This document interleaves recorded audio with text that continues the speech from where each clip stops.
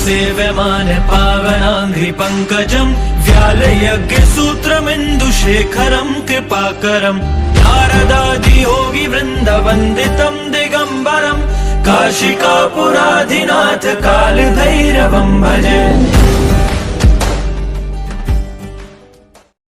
ಆತ್ಮೀಯ ವೀಕ್ಷಕರೇ, ತಮ್ಮೆಲ್ಲರಿಗೂ ಪ್ರಾಪರ್ಟಿ ಟೈಮ್ಸ್ ಟಿವಿ ಯೂಟ್ಯೂಬ್ ಚಾನೆಲ್ಗೆ ಹೃತ್ಪೂರ್ವಕ ಸ್ವಾಗತ. ಪ್ರಾಪರ್ಟಿ ಟೈಮ್ಸ್ ಟಿವಿ ಇದು ಅಷ್ಟೈಶ್ವರ್ಯಗಳ ಸುದ್ದಿಸಾಗರ. ನಮಸ್ಕಾರ, ನಾನು ನಿಮ್ಮ ಲೋಕಪ್ರಿಯ ವಿ ಕಮಲ್ ಕುಮಾರ್.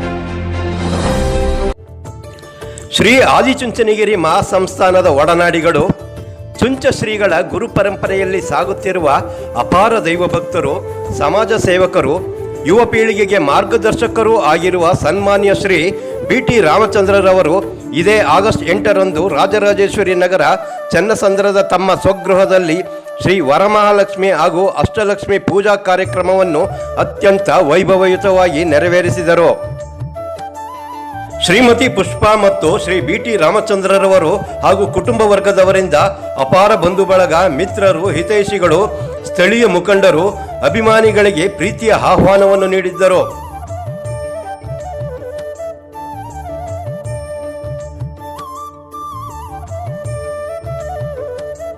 ಮಕ್ಕಳು, ಮೊಮ್ಮಕ್ಕಳೊಂದಿಗೆ ಇಡೀ ಕುಟುಂಬ ಪರಿವಾರವೇ ಪೂಜಾ ಕಾರ್ಯಕ್ರಮದಲ್ಲಿ ಸಂಭ್ರಮ ಸಡಗರದಿಂದ ಪಾಲ್ಗೊಂಡಿದ್ದರು.